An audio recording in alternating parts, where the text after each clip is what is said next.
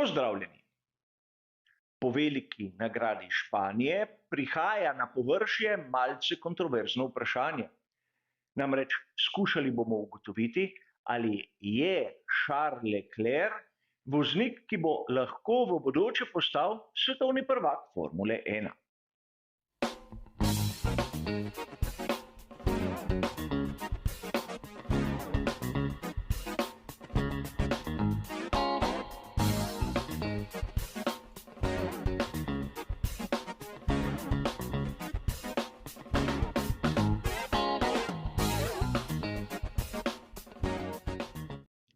Vprašanje lahko izgleda na prvi pogled res kontroverzno, a priznam vam, da po zadnjih nekaj dirkah za veliko nagrado se v mojih mislih pogostokrat pojavlja vprašanje, ali ima Charles Leclerc tiste lastnosti, ki bi ga morda v prihodnosti naredile tudi šampiona Formule 1.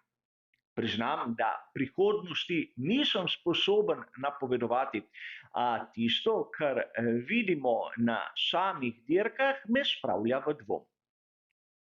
Skupaj bomo skušali analizirati šibke in močne točke tega voznika in na koncu, čeprav verjetno ne bomo prišli do nekega zaključka, bo lahko vsakdo izmed vas pri sebi zaključil, ali je morda bodoči šampion ali pa ni.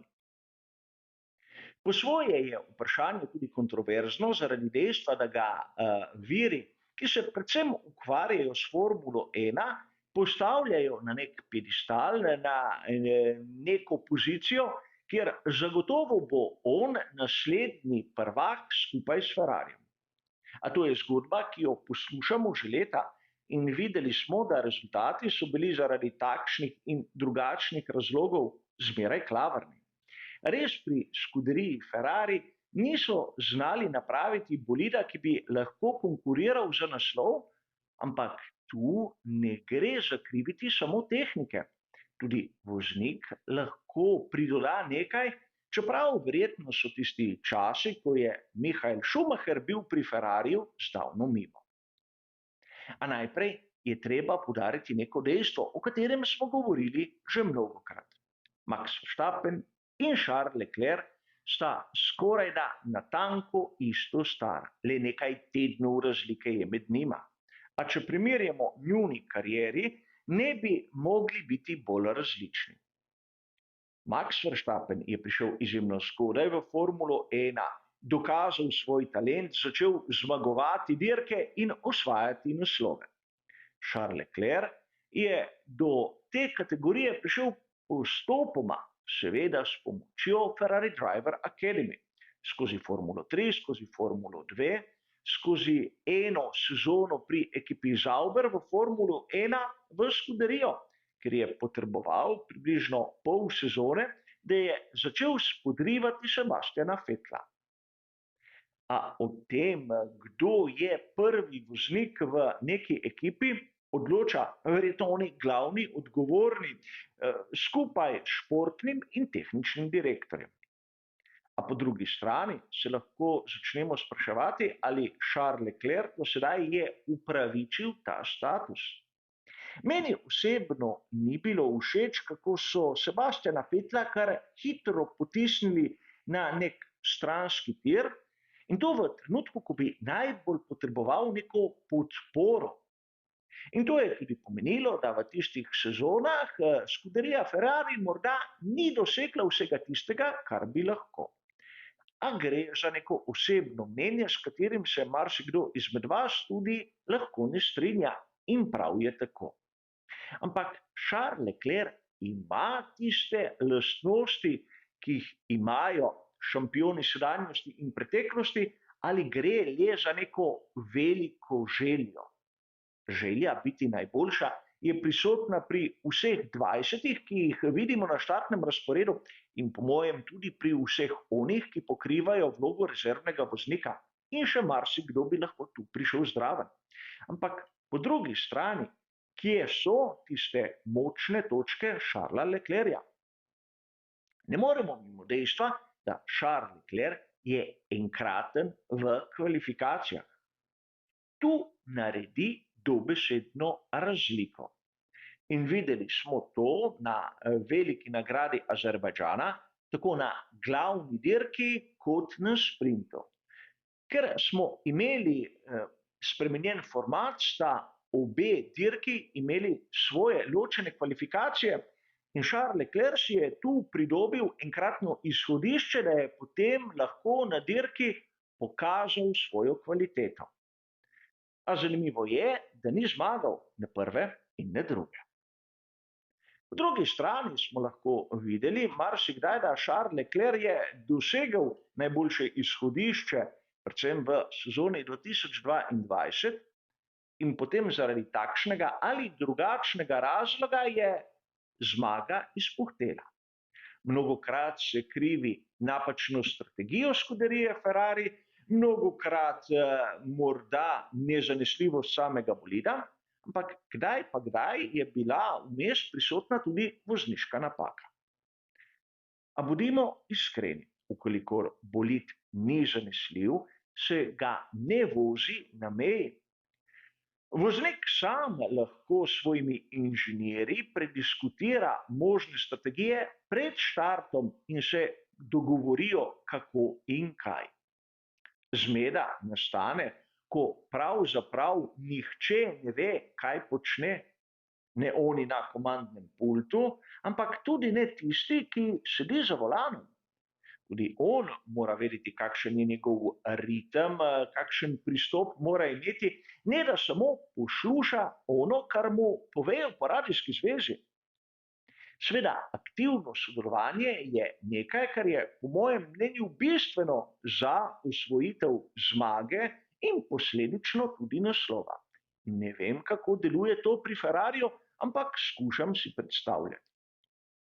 Po drugi strani smo lahko videli, da Charles Leclerc v ključnih trenutkih ni tako blesteč, kot bi si lahko predstavljali. Videli smo mnogokrat vozniške napake. In tu velja pripomniti, da prav ta šibkost, ko se znajde v ozadju, ko se je treba boriti, je ena izmed njegovih največjih hib. Če začne dirko tam spredaj in dobi neko prednost, je skorajda neustavljiv, ukolikor je bolid popoln in ni nekih zunanjih faktorjev, ki bi spremenili vsa razmerja. A po drugi strani je dovolj ena sama zadeva, da gre v nasprotju s tistim, kar si je zamislil, in se celoten njegov dirkaški vikend dobesedno posuje kot hiša iz kart. Mnogokrat smo videli že prej citiranega Maxa Verstappena, da je po hudi napaki, naprimer na štartu, kakšnem dotiku, kakšni otročji napaki, dobesedno spremenil svoj pristop do dirke in je na koncu zmagal. To pri Charlesu Leclercu se ni zgodilo. Poleg tega bi rad dodal neko svojo osebno pripombo.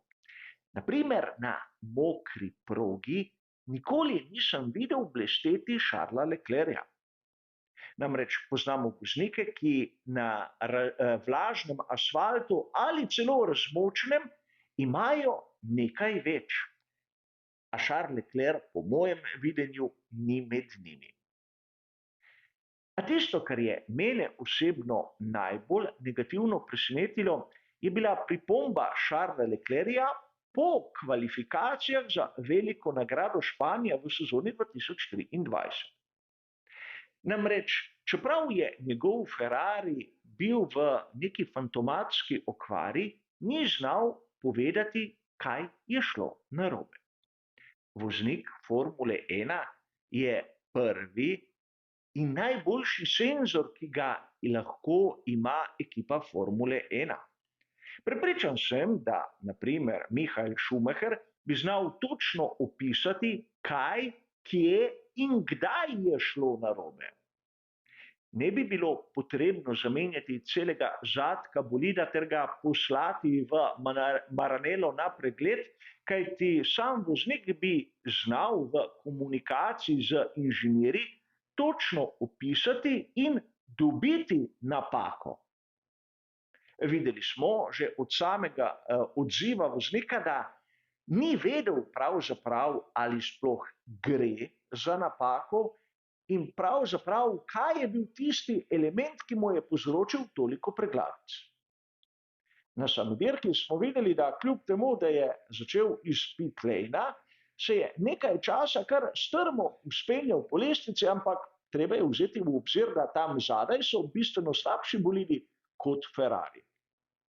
A kljub vsemu mu ni uspelo priti v deseterico. In tu seveda bi lahko dobili marsikakšen izgovor, ampak če primerjamo s tistim, kar so pokazali pri Red Bullu na prejšnjih dirkah, a tudi na veliki nagradi Španije, bi kaj takega lahko pričakovali, kljub temu, da bolid skuderije Ferrari še zdaleč ni tako konkurenčen, kot so mnogi želeli. A vseeno boljši je, vsaj po mojem videnju, od tistega, ki so ga pripravili pri Alfa Romeo F1 Team. A verjamem, pogledi so lahko različni, mnenja so lahko deljena. Charles Leclerc, po mojem videnju, je pravzaprav produkt skuderije Ferrari, kjer so si želeli ustvariti novega svetovnega prvaka. Ampak ne kaže tistih lastnosti, ki jih ima, na primer, Max Verstappen. Max Verstappen, po mojem osebnem videnju, je daleč od tega, da bi bil prijetna oseba, ki se rad druži s svojimi navijači in jim lepo maha ter podpisuje razglednice. Je voznik, ki je svoje življenje posvetil Formuli 1, zmagam, agresivnemu pristopu, kjer marsikdaj zna povedati kakšno krepko. Ima tako velik ego in močan karakter, da si ne pusti ukazovati niti strani lastne ekipe. Po drugi strani Charles Leclerc se zna pritoževati, ampak zadeva se zaključi tu. Vidimo lahko, da v tem trenutku na lestvici voznikov je bistveno bolj uspešen Carlos Sainz mlajši, ki je malce bolj umirjen, morda malce bolj počasen na kvalifikacijah, ampak bistveno bolj učinkovit. Na koncu zmaga tisti, ki zbere več točk, v tem primeru je to Španec. A Charles Leclerc, po mojem mnenju, je resno voznik, ki je mogoče nadpovprečen, ima določene dobre lastnosti, kot je njegova prirojena senzibilnost na en hiter krog, a še zdaleč ne kaže tistega, kar smo videli pri mnogih šampionih iz preteklosti. Če bi ga lahko primerjal z nekom, ki je bil na progi svetovnega prvenstva Formule 1, bi postavil neko usporednico s Carlosom Reutemannom, voznikom, ki je imel to lastnost, da se je v napačnem trenutku znašel v tisti pravi ekipi, a tudi zmeraj je bil on sebi največji sovražnik. Videli smo pri Charlesu Leclercu, da na primer na domači dirki veliki nagradi Monaka mu zmeraj gre nekaj narobe. In konec koncev, če smo pravzaprav iskreni, nesreča je nekaj, kar lahko posameznik tudi prikliče. S tem, da zadeve niso narejene tako, kot je treba, s tem, da vse ni na pravem mestu, se marsikdaj lahko zgodi, da vsaka malenkost lahko vpliva na končni rezultat. Charles Leclerc je voznik, ki je sposoben zmagovati, ampak ukolikor bi si želel postati svetovni prvak, bi moral imeti bolid, ki bi bil bistveno boljši od vsega tistega, kar imajo drugi na razpolago. Če tu lahko povlečem neko drugo usporednico s svetom motociklizma, me Charles Leclerc resno spominja na Jorgea Lorenza. Voznika, ki je bil enkraten, ko je bilo vse popolno, vse po njegovih željah, ampak v trenutku, ko je bila neka malenkost izven mesta, se je vse posulo. A žal bi lahko dejali, da Charles Leclerc bo šel podobno pot kot naprimer Mick Schumacher, o katerem so mnogi vedi tudi govorili vse dobro, ampak ko je na koncu bilo potrebno pokazati rezultate, jih teh ni bilo. Seveda, Charles Leclerc je s Ferrarijem dosegel zmage, ampak bistveno premalo, da bi na koncu bilo to dovolj za naslov. Pokazal je več šibkosti kot tistega, kar se je od njega pričakovalo. In pričakuje se zmeraj le najvišjo stopničko na zmagovalnem odru. Mnogo je tudi govora o tem, da bi se Charles Leclerc naveličal čakanja pri skuderiji Ferrari in da si želi zamenjati delovno okolje. A vprašanje je, kam bi pa lahko šel? Namreč boljših ekip je sorazmerno malo in v nobeni ne bi kar tako dobil statusa prvega voznika, kot ga je imel pri Ferrariju. Zato je vprašanje več kot upravičeno. Namreč Charles Leclerc je produkt Ferrarija in ukolikor ne bo postal svetovni prvak, kaj lahko stori? Seveda vprašanje, na katerega bomo dobili odgovor v naslednjih mesecih in mogoče letih. A za danes, kot ste razumeli, bo to vse.